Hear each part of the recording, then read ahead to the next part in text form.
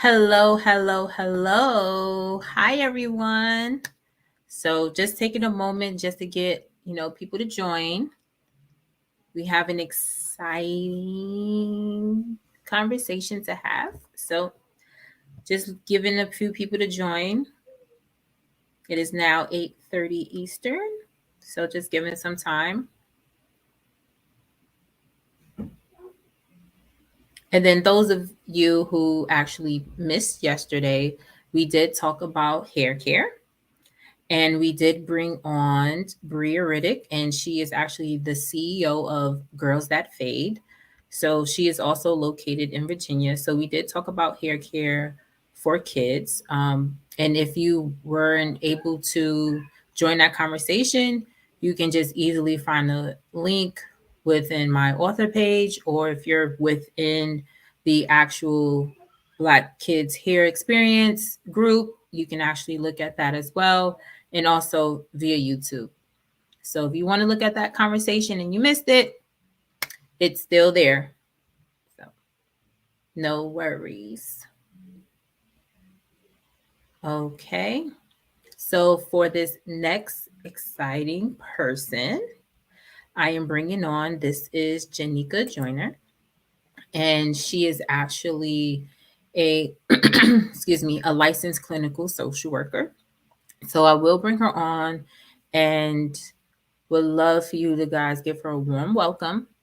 And we are going to actually discuss about hair, but in this situation, we're going to talk about community pressures. Okay. So community can be from your family, your friends, it can be school, and it can just be outside pressures in general. So I will bring on to the stage Janika. Janika. Hi, how are you? I'm well. How are you? Yes, yes, yes.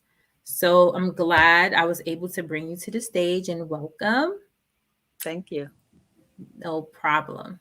So, like I said before, we have an exciting person. This is Janika. She is a psychotherapist, trainer, author, and speaker.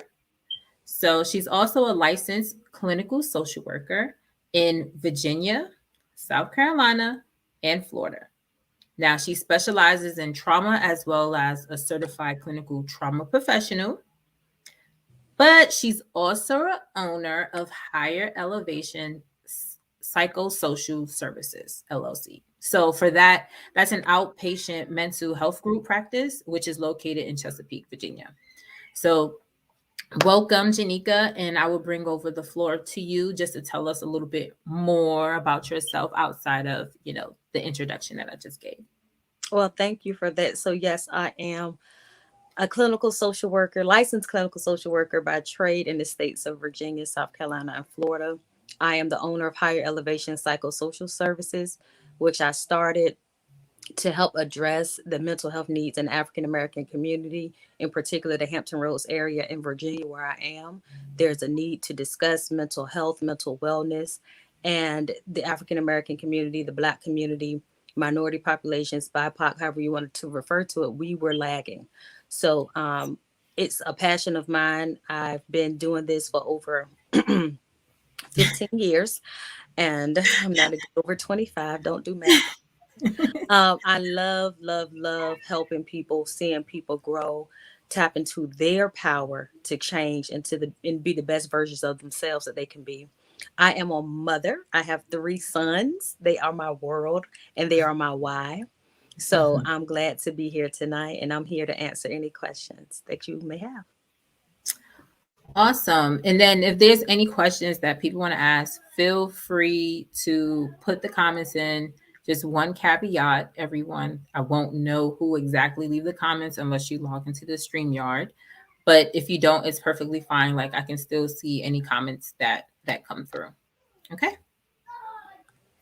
So just to talk about, mental health, right? And healthcare when it comes to hair, right? We always hear about those stories, or maybe like we've experienced it, ourselves, or our kids have experienced it as well, coming from schools or coming from just playing outside and saying like, hey, can I touch your hair? hey, can I smell your hair? Hey, can I play with your hair? And then I know hair is like a very touchy subject, within our community. But can you talk a little bit about like how that can affect, kids in the long run from that perspective?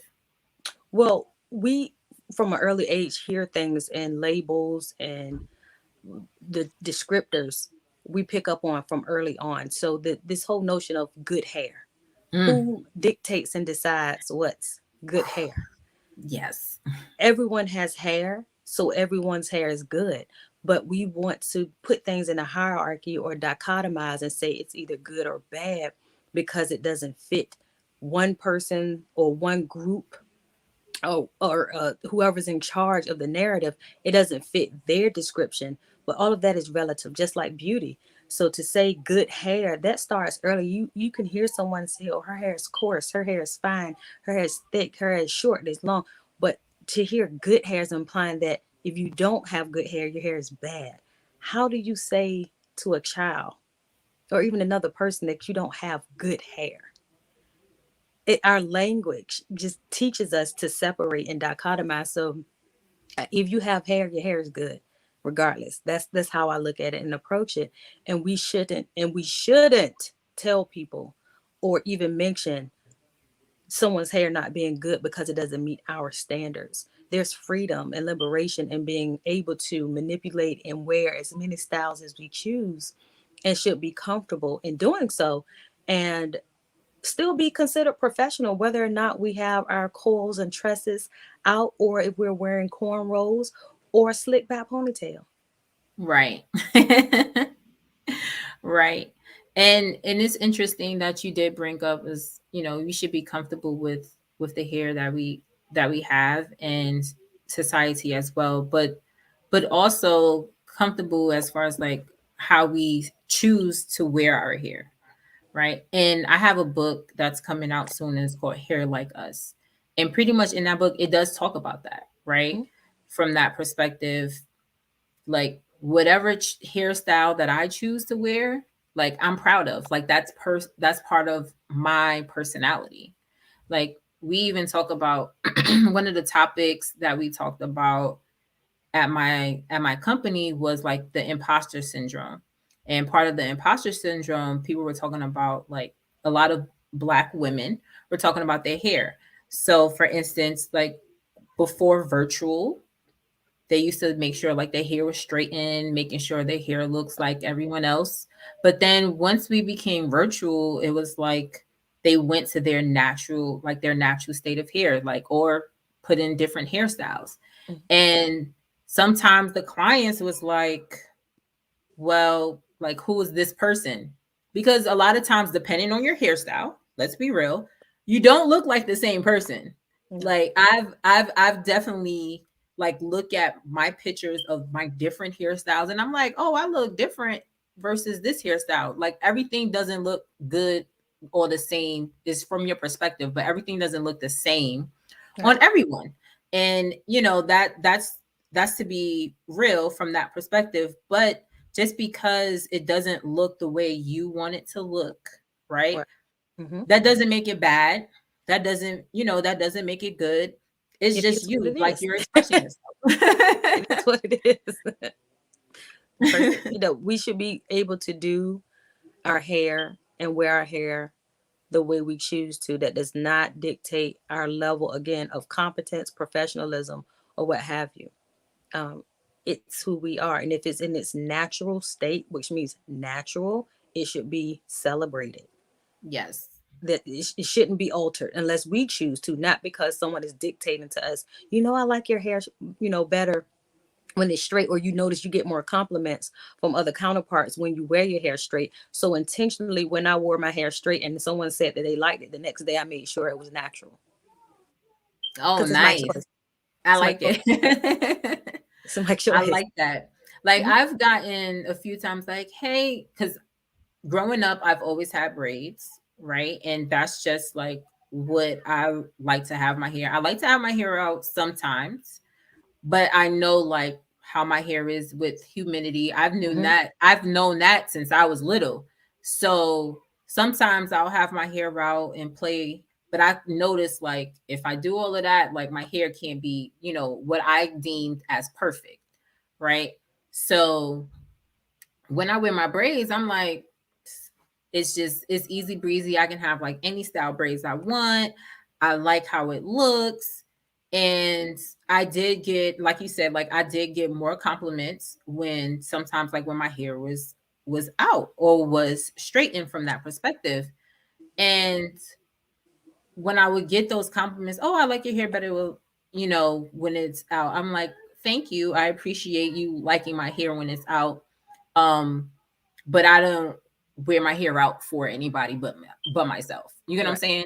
Right. So, and that's the confidence that I found for myself because I like what I like and you like what you like.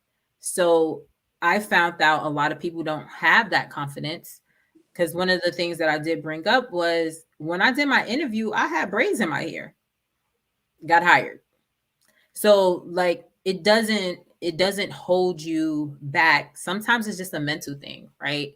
And sometimes it just stems from when you're younger and it just gets instilled in you. And like I feel like when we're teaching our kids, we should go a different route, right?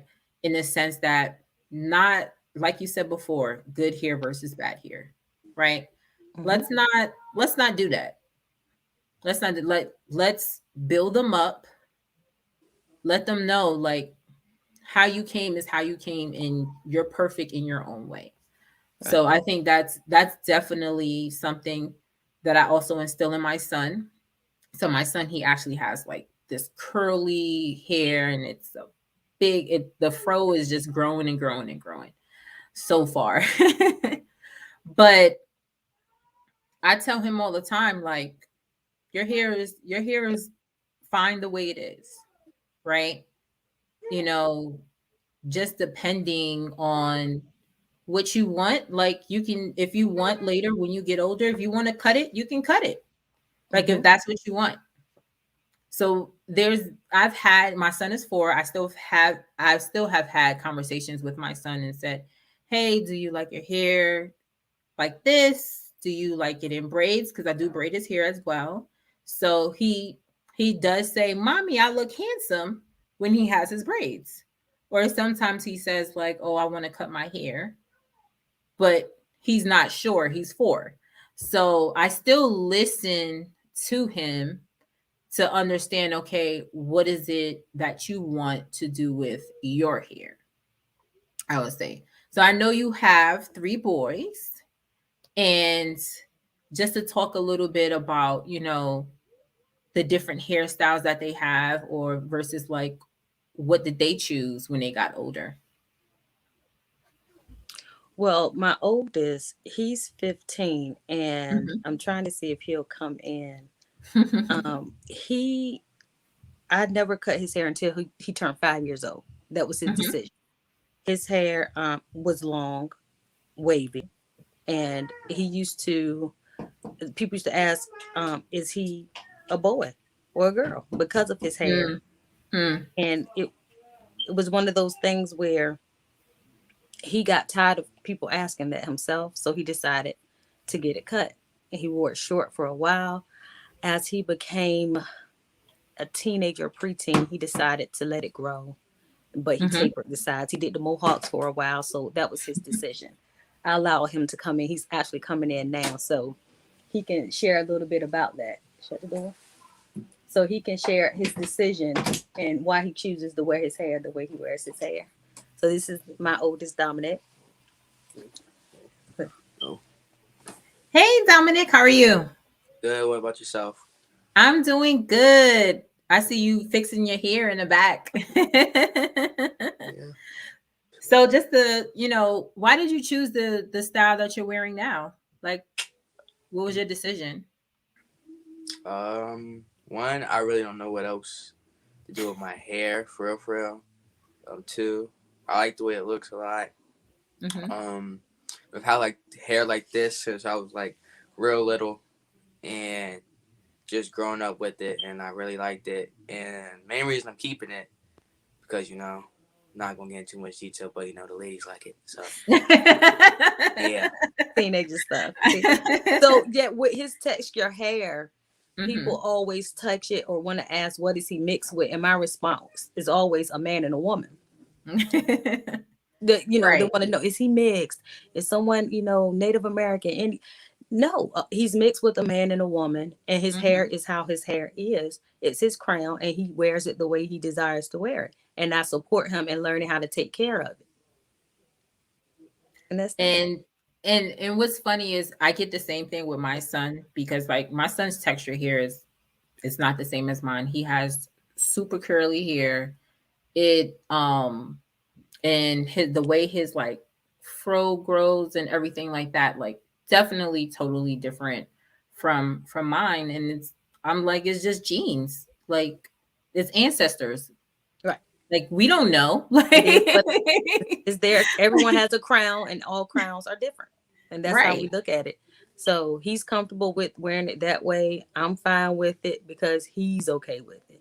I can't Right. tell him how to do his hair. I can't tell him what style. He has this one look that he loves, and he gets it every morning, gets it right every morning before he leaves out the door. So I'm fine with it.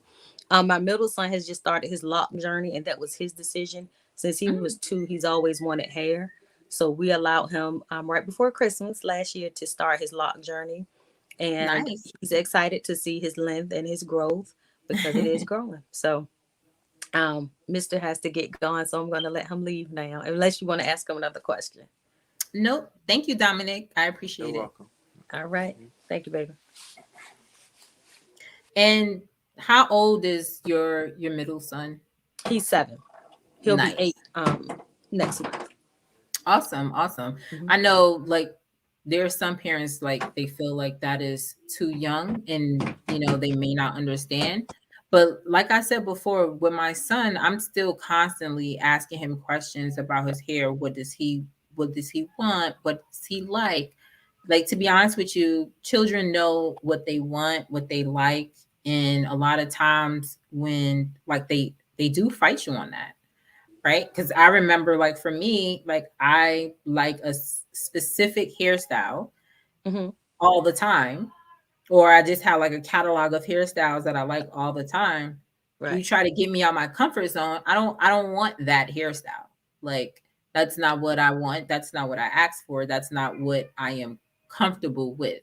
Right. So a lot of times, sometimes adults do forget like they were children once Mhm. and how they felt in those situations Right. when things didn't occur their way. Sometimes I'm not referring to like, protection or anything like that from that perspective, but when it comes to certain decisions that you felt at the time, that's what you wanted. Mhm. You got what you wanted maybe a little bit later, but you still got it. And it was like, oh yeah, like I really feel like myself. Like I wish I would have, stood up for myself a little bit more. But I Right. like that you're actually listening to your children, right? And Mhm. bringing on that perspective and instilling that in them. So I definitely love that. Thank you. So as far as like your youngest son, what is his hairstyle? Low cut. Low cut. Yeah. Low cut. Low. Yes. Low cut. I love it. So everyone has like their different style, and then when you're the youngest, when he grows into himself, like he'll Yep. come with his, he come with his own style too. Right. Right. So I would like to ask you about like pressures from the community, like family, friends. Have you gotten that from even with your 7-year old, you allowed him to make that decision of starting his lock journey? Did you have people coming with like their opinions as far as like having your children choose the different hairstyles they would like? The only one I can say I remember is my oldest. When he was younger, his hair was long. I used to put it in a ponytail only because I didn't like to hear him scream, and it was Mm, convenient. My grandfathers used to tell me not to do that. Don't put his hair in a ponytail. He's not a girl. That's the only thing that I can recall ever hearing about his hair. They did not play that. My old school grandfathers, both of them, mhm. do not put that boy's hair in a ponytail. He is not a girl. That's the only thing I can think of. But as far as my middle locking up, no. The family supports it because everyone knows he wants hair. He's always said that. So, and how my oldest wears his hair now is his decision. It's a lot of the guys are doing it. Some of them are dyeing their hair. He's asked, Yeah. but he let it go when we talked about it, and he just wasn't interested when we told him about the cost and the maintenance and responsibility in the matter. And that's another thing. A lot of guys don't know the maintenance that women go through The with cost of product. hair. Yep. The cost of It make products that he uses. Yes. He's like, oh, I have to keep buying this because it runs out if I use, half a bottle. Yes, son. That's what happened. So yeah.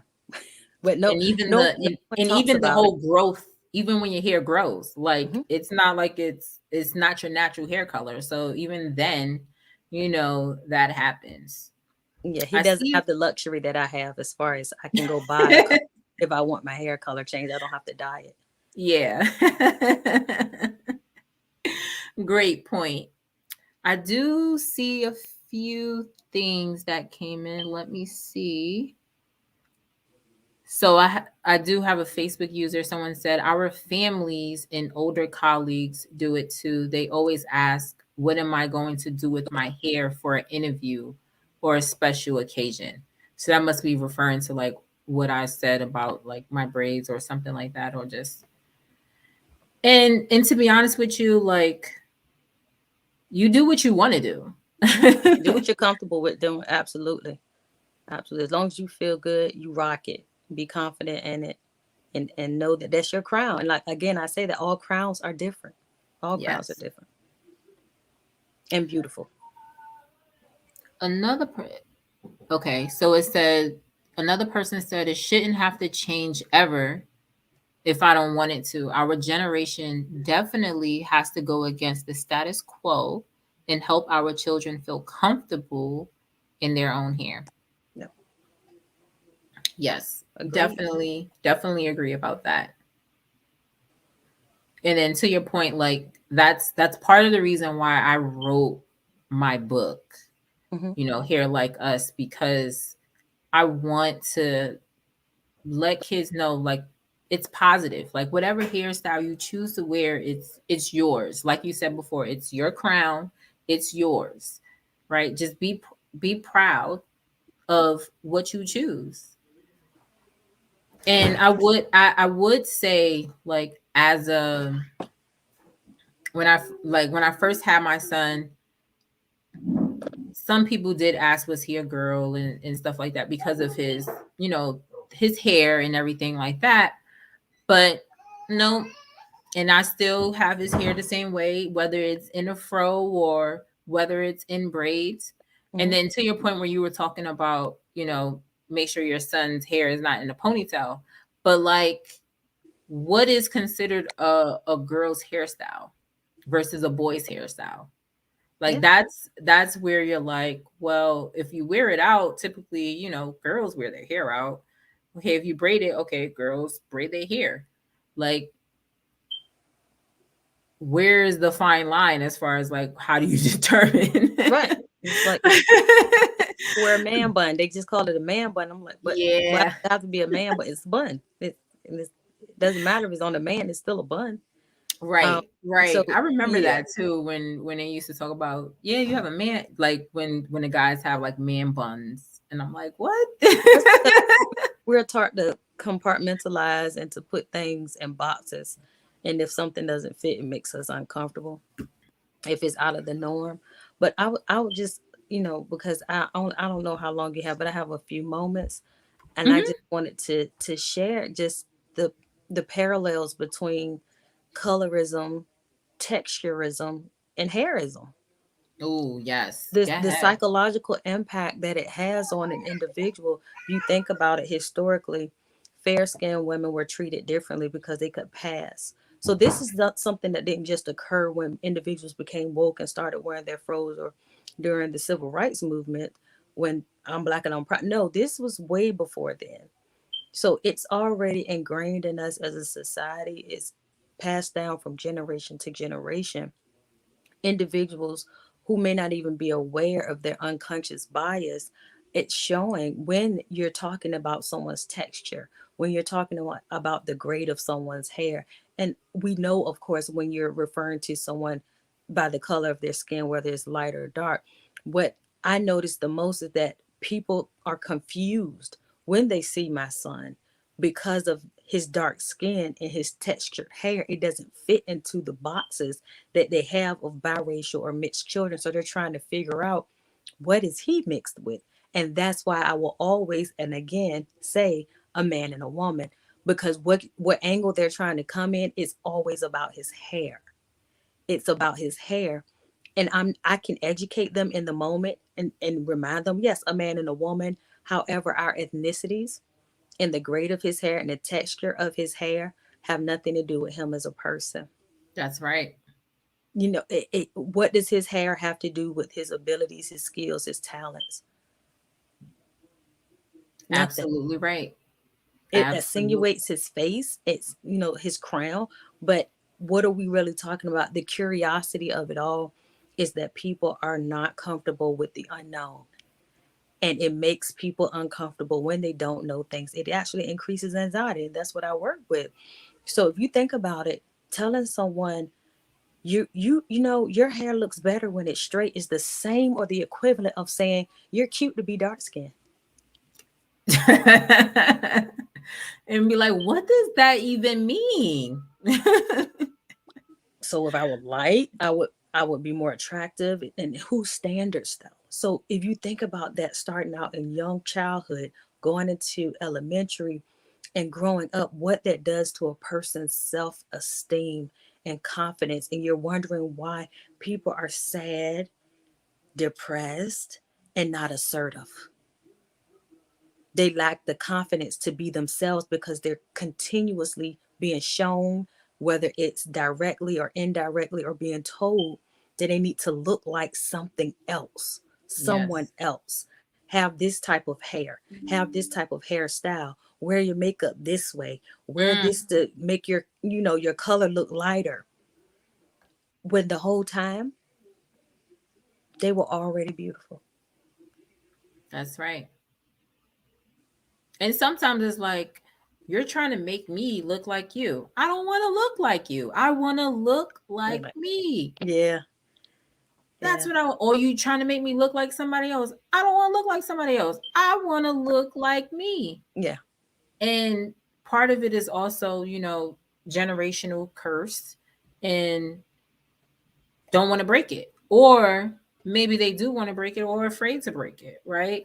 Or it's just like, it was just easier this way, right? To be somebody else rather than to be yourself, right? It could have been, that one day I was myself, mm-hmm, people thought that wasn't me. They thought mm-hmm, that was a different person because I've put on this facade for so long, right. right? So, it's a lot of things, but you make definitely a great point when it comes down to hair, skin color, face, like features, like Yeah. everything. Everything. Yes, yes. So, and for me, I see a lot of women in particular who are embracing their natural crowns, and I love it and celebrate it, because they Hmm. said even as little girls they were getting hot comb. I never had that experience. They referred to me as the one with the water and grease hair, old school. Oh. So I never had a hot comb experience, so I couldn't say that. When I got relaxers, it was maybe twice a year. Hmm. um Hmm. and that was when I became old enough to do it myself. So Hmm. I've always had the liberty and the freedoms to do my own hair. Growing up, I learned Hmm. quickly because my grandfather actually, you talk about gender roles, my grandfather actually did our hair, and he Oh, was wow. educated. So I'm like, you're not gonna pull my scalp today, brother, so let me figure out how to do this. Gender yeah, he cooked, he cleaned, he sewed. Yeah, so we talk about gender roles, and that's a whole nother story, expectations. But for hair, my clients don't know who they're going to get. I'm obsessed with novelty. I Mm-hmm. was the interviewer for my business one day with a wig, and the next day I had my natural hair out. And I will do these quick, take a protective style out because I can. I know how my hair operates. I know when to do it, when not to do something to it, because I've learned and really studied my hair. Mine, Right. because it's mine. I You're have right. to know it. I have to know Right. what works and what doesn't. But I wear wigs, I wear protective styles, I wear twist styles, I wear ponytails because again, I'm obsessed with novelty. That's what makes me happy. But I'm confident in whatever. And I feel Right. the most confident when it's natural. Mm. Yes. Yes. So I would say I did. My mom, she did my hair with a hot comb, and she was talented because she would do her own hair with a hot comb, and I'm like, how in the Oh world wow. can you Yeah. just? Yeah. Yeah, That's it. she was definitely talented. She braided my hair. She hot combed my hair. She pretty much was my hairstylist up Hmm. until a certain time when she was like, Daenerys, I'm tired of doing your hair. Yeah. Yeah. But for the We've most all part, been yeah, kitchen beauticians she before. was my hairstylist. But what I did not do was relax my hair. And my mom was like, because I did ask her, why? Because with your friends, they got their hair relaxed or whatever. And she said, honestly, Danira, like your hair is similar to mine. And I did relax my hair before and everything pretty much fell out. So I don't want that experience for you. So we're just gonna keep these different hairstyles. And I was cool with it. I didn't want my hair to fall out. Right. So Right. even if there's a chance that it wouldn't, but I wasn't willing to take that chance for my hair to fall out.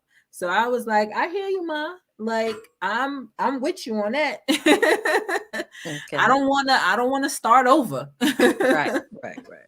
But I would say, like, when I wanted the decision to have bangs, I was in like elementary school. Um, and when I wanted that decision to have bangs, she was like, okay. And we cut the hair and I had bangs. Wow. So she listened to me. That was something that was my choice. That was something that I wanted and went through with it without a problem. I don't know if I would do that again, but it was my decision and we went through it. Now I would not want my dad to do my hair. That was definitely a no-go. He did it one time and like you said, like he was pulling the end. Yeah. Mm-mm. Hmm.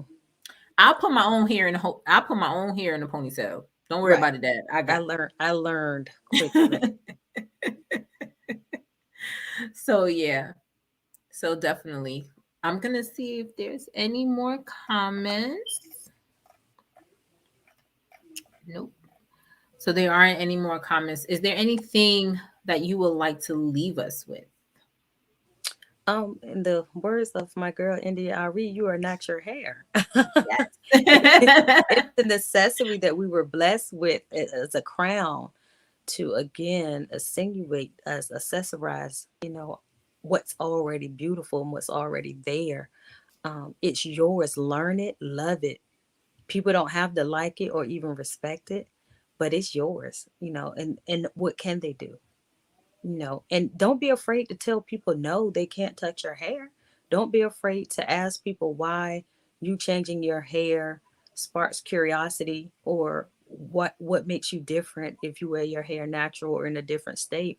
And ask ask questions about, well, who dictates good hair? What makes someone's hair good and someone else's hair not good? Hair is hair. It is what it is. Yes, there are differences, but to say it's good or it's bad when that person is rocking their natural style and they feel Right. beautiful and confident. So I say, wear your crowns, rock them, and be beautiful. That's Awesome. Well, thank you for bringing up those great points, inspiring us, bringing yeah. on your son, Dominic. Mm-hmm. So, thank you so much, Janika. I enjoyed your company, and I'm sure everyone in that's watching enjoyed you too. So thank All you. right. You all have a fabulous evening. Have a good one, everyone. Thank you for joining tonight. All right. Bye now. Bye.